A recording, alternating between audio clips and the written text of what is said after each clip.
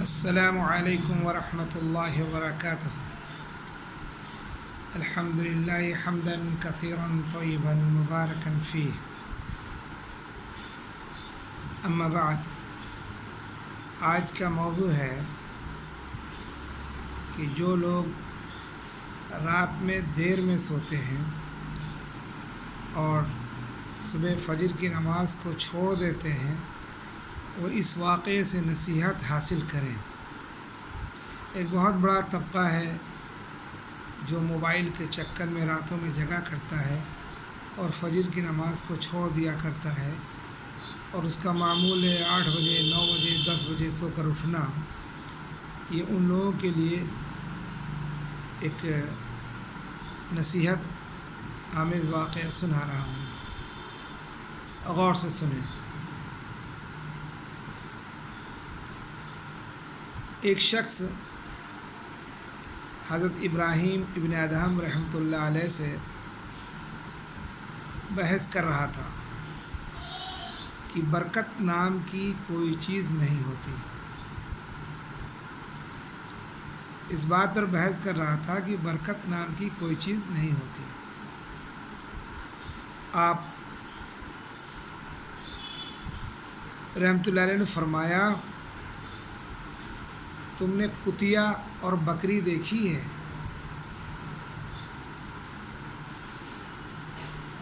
تم نے کتے کو اور بکری کو دیکھا، یعنی کتیا جو ہوتی ہے اس کو اور بکری کو دیکھا ہے؟ وہ شخص بولا، ہاں میں نے دیکھا ہے۔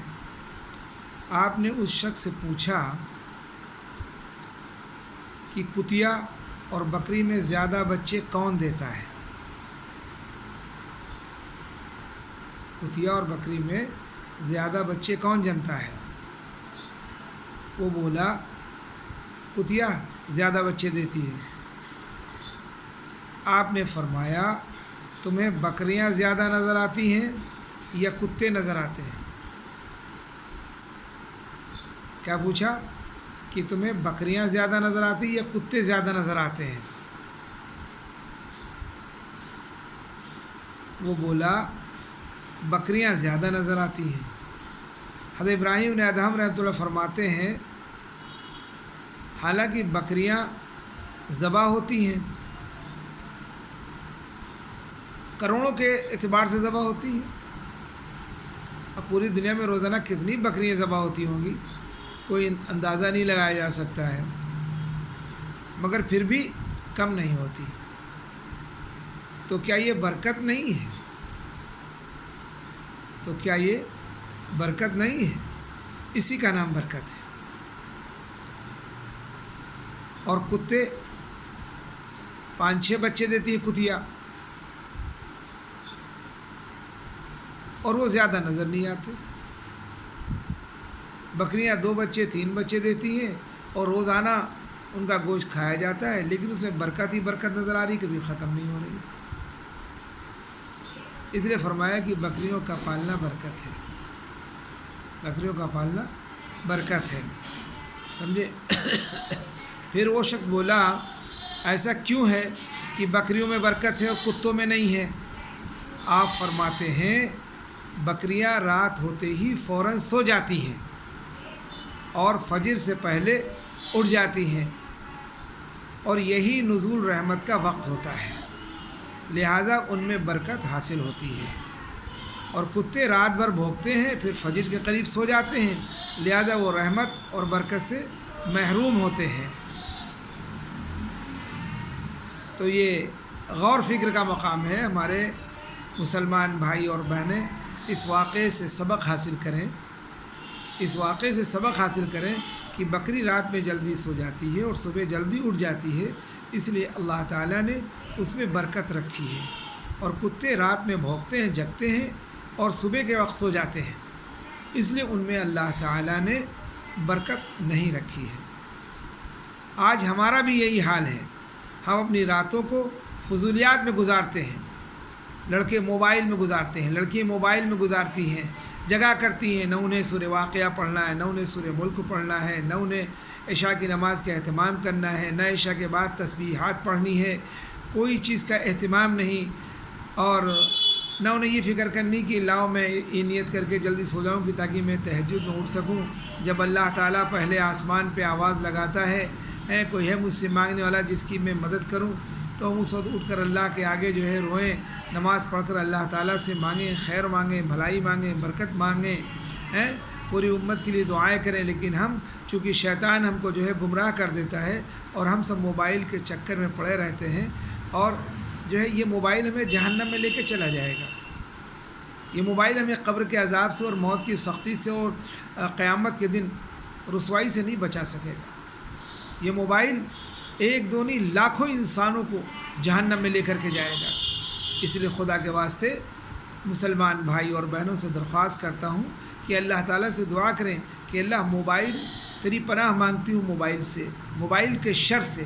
اس سے جو خیر ہے، کسی کو فون کرنا، خیریت لینا یا خیریت دینا، یا کسی کا انتقال ہو گیا تو اس کی تعزیت کر دینا، یا کوئی بیمار ہے اس کی عادت کر لینا ہے بھائی، اس سے نفع کی چیز حاصل کرو، اس سے نقصان نہ حاصل کرو کہ تمہاری فجر کی نماز چھوٹ جائے، تمہاری تکبیر اولیٰ چھوٹ جائے، تمہارے گھر میں خیر و برکت کہاں سے آئے گی؟ تم ایک ایک پیسے کے پریشان اور محتاج ہو جاؤ گے. اللہ نے کافروں کے لیے دنیا کو جو ہے جنت بنا دی، جو چاہے کریں، لیکن مسلمانوں کے لیے قید خانہ ہے، ایمان والوں کے لیے قید خانہ ہے. یہاں یہ ایمان والا اپنی مرضی سے زندگی نہیں گزار سکتا، یہاں تو اللہ اور اس کے رسول صلی اللہ علیہ وسلم کے طریقے پر ہی زندگی گزار کر کامیابی کو حاصل کر سکتا ہے. اس لیے میں نے سوچا کہ اس بات کو جو ہے موبائل کے ذریعے سے اور جو ہے یوٹیوب کے ذریعے سے، اپنے ایس آر ہدایت چینل کے ذریعے سے دنیا کے تمام مسلمانوں کو اس بات کو بتلا دوں کہ دیکھیے بھائی، فجر کی نماز پڑھنے والے کی روزی میں برکت ہوتی ہے. فی ذمت اللہ، وہ اللہ کے ذمے ہو جاتا ہے، سمجھے؟ تو اس لیے ہم فجر کی نماز کبھی نہ چھوڑیں اور اپنی عادت ڈالیں.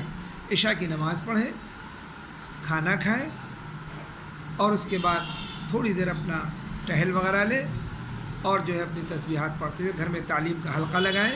حدیث روزانہ 1 حدیث 2 حدیث سب بچوں کو اکٹھا کر کے پڑھیں، تاکہ جو ہے گھر میں رحمت اور سکینہ نازل ہو، فرشتے ہمارے گھروں میں آئیں، برکت کا نزول ہو.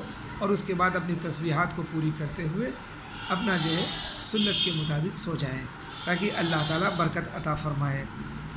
تو یہ فرمائے کہ ہم اپنی راتوں کو فضولیات میں گزارتے ہیں، اور نزول رحمت کے وقت ہم سو جاتے ہیں. اسی وجہ سے آج نہ تو ہمارے مال میں برکت ہے، اور نہ ہی ہماری اولاد میں، اور نہ ہی کسی دوسری چیز میں برکت رہ گئی ہے. اللہ تعالیٰ ہمارے ان چیزوں سے حفاظت فرمائے. رات کو دیر سونے سے اور صبح کو دیر کے اٹھنے سے اللہ حفاظت فرمائے، اور ہمیں وقت پر نماز پڑھنے کی اور قرآن کی تلاوت کرنے کی اور ذکر اذکار کرنے کی توفیق عطا فرمائے. آمین اللہم آمین. آپ نے تو سن لیا، ایسے ہی فکر کریں کہ یہ باتیں دوسروں تک پہنچ جائیں، تاکہ دوسرے لوگ بھی جو ہے گمراہی سے بچ جائیں اور اللہ کے عذاب سے بچ جائیں. کرونا جیسی بیماری، دیکھیے ہم نے اللہ کی نافرمانی کی، اللہ تعالیٰ نے ایک بڑی پریشانی کرونا کی شکل میں آ گئی، جو پچھلے سال بھی تھی اور اس سال بھی ہے. کتنی پریشانی، کتنے لوگ بھوکمری کا شکار ہیں، کتنے لوگ اسپتالوں میں مر گئے بغیر آکسیجن کے، اور کتنے لوگ اس بیماری میں کمزور ہو گئے. کیا کیا ہوا، لاکھوں انسان جو ہے موت کے منہ میں چلے گئے، انتقال کر گئے، دنیا سے چلے گئے. ہم اپنی آنکھوں سے دیکھتے ہیں، پھر بھی ہماری بات سمجھ میں نہیں آ رہی. لاک ڈاؤن بھی چل رہا ہے، ساری چیزیں بند ہیں، کتنے لوگ غریبی کا شکار ہیں، پریشانی کا شکار ہیں. ہمیں سمجھنا چاہیے اور فکر کرنی چاہیے. ارے بھائی، یہ بھی تو منزل آنے والی ہے موت کی، جو بہت سخت ہوتی ہے. پھر اس کے بعد قبر کی، پھر قیامت تک قبر میں رہنا ہے، اور پھر جو ہے حشر کے دن جب اٹھائے جائیں گے، اللہ تعالیٰ حساب کتاب لے گا، اور پھر صراط کی گھاٹی ہوگی. یہ بڑے مراحل ہمارے سامنے ہیں، اس کے لیے تیاری کرنی ہے. اللہ تعالیٰ سے سچے دل سے 2 رکعت نماز پڑھ کر کے توبہ کر لیں، توبہ کر لیں، اور جو ہے اب رات میں جلدی سونے کی عادت ڈالیں، اور صبح جلدی اٹھیں، اور نماز مرد حضرات جماعت سے پڑھنے کی کوشش کریں.